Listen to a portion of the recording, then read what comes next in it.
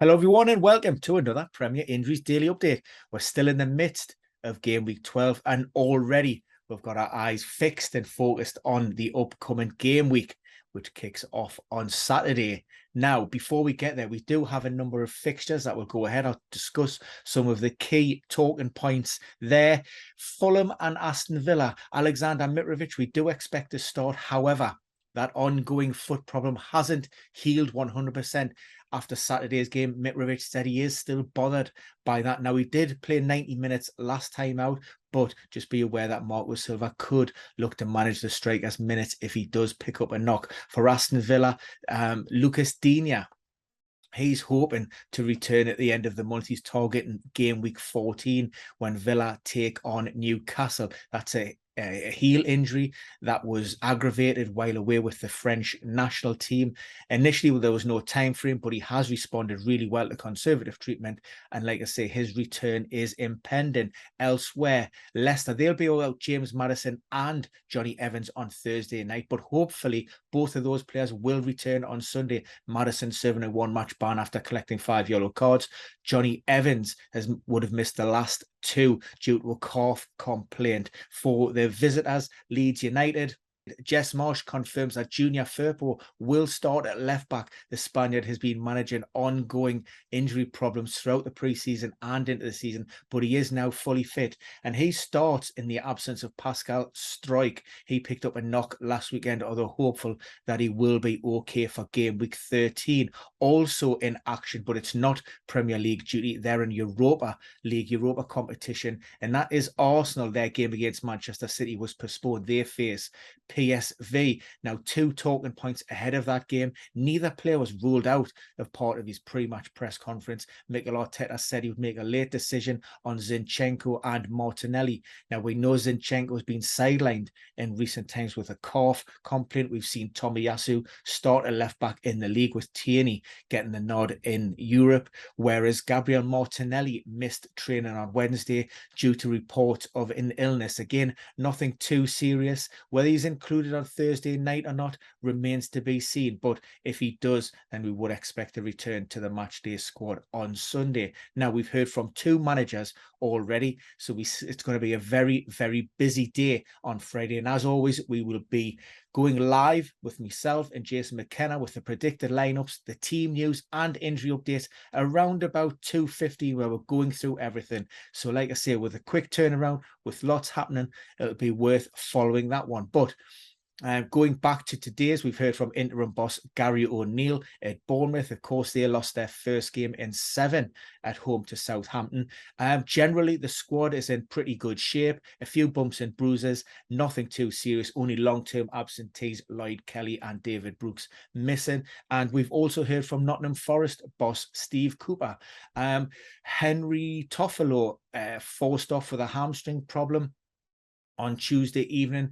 That more or less locks in the 2 fullbacks, which is great news for a lot of fantasy managers. We see Nico Williams line up on the left-hand side with Serge Aurier on the right-hand side. Now, Aurier is still working his way back up to full fitness. He isn't ready really to complete 90 minutes along with Mangala, but he has been getting starts, and like I say, he may be in there hopefully for that 60-minute mark and maybe lock in a potential clean sheet. Elsewhere, some of the main talking points from the games that we've had so far. Newcastle 1-0 victory over Everton on Wednesday evening. Joe Linton was replaced at the break. That was thought to be a tactical switch, having picked up a yellow card, and then was also maybe lucky not to pick up a successive caution in that. But Eddie Howe confirms that it is a knee problem that was bothering the Brazilian and he couldn't continue. Now, fingers crossed it isn't too serious. However, like I say, if something is flagged, then Joe Willock could come back into the side. He dropped out at Old Trafford because he had been struggling with illness and the build-up to that game. Too soon for John Joe Shelby, but he will be included in the matchday squad, building fitness. There are also slight issues with regards to Fabian Schär. Looked as if he had tweaked his hamstring, but continued to play 90. He's also managing that ongoing foot problem. Now, there's a couple of options in there for Eddie Howe. You know, you could bring Matty Targett in at left back with moving Dan Burn into the middle. You also have Jamal Lascelles, the club captain, who could come in there as well. For Liverpool, Jurgen Klopp spoke about Darwin Núñez post-match. He came off before the hour mark. He got the only goal, the winning goal of the game. And that was because just more of a precautionary measure. We know that Diaz and Diego Jota are going to be out for a significant amount of time. On the 45-minute mark, Núñez complained of a little bit discomfort, muscular discomfort. Jurgen Klopp made that decision early in the second half to remove him, and didn't want to exacerbate the problem. So we're expecting him to be absolutely fine. For West Ham United, David Moyes confirms that Paqueta suffered a serious shoulder injury. Now, he was unwilling to give a time frame on a potential return to play. That may be regards to this collarbone injury and whether it can be treated conservatively or whether it needs to go under the knife. It remains to be seen. But we're looking at least 2 to 3 weeks in the first instance. For Southampton, Kyle Walker-Peters will be assessed. He came off with a muscular issue. Ralph Hasenhüttl, speaking after that 1-0 win down at the Vitality, said that it was hopefully they caught it just in time. It was more of a precaution, fatigue related, and he's hoping it's just a little bit of cramp.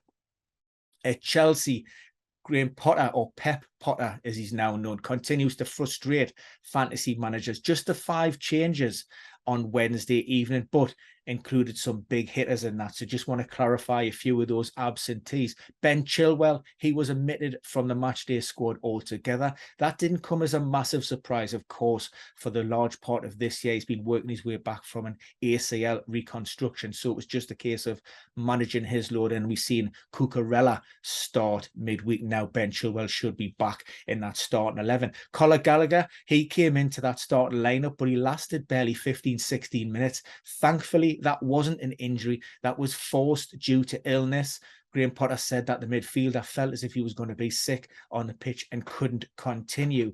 Frustrating for striker Pierre-Emerick Aubameyang and owners, me being one of those as my differential pick, struggles to get minutes. Replaced early on last weekend in game week 11 and game week 12, only managed to see out the last sort of 10-ish minutes plus time added on. And this is all around, again, the fact that he missed a lot of preseason and he's still building up his load. Thiago Silva, I'm just checking my little list there. Thiago Silva, he was out of the firing line midweek due to a tight hamstring, which was okay, but also the fact that playing the potential, successive Premier League games for the 38-year-old would have put him in that high risk category. And finally, from just one thing from Antonio Conte from the Tottenham camp, he spoke about whenever Spurs play in high-level games, they always struggle. So a very disappointing result at Old Trafford. Of course, they lost 2-0. There was only one enforced change. That was Richarlison, who's currently out with a calf problem. Basuma came in. So heading into this weekend, you've got to be thinking maybe the likes of Davies or Perisic and Doherty. All of those players are at risk of being rotated out. Even maybe Christian Romero, with Davinson Sanchez a possibility. Also seen the return of Japhet Tenganga in the squad on Wednesday night. So that's your quick-ish midweek roundup. Like I say, we will be back on Friday afternoon, as always, live, answering your questions and covering those main topics of the day. So subscribe, tune in. If you have any questions, pop them in the box below, and hopefully we'll see you again very soon.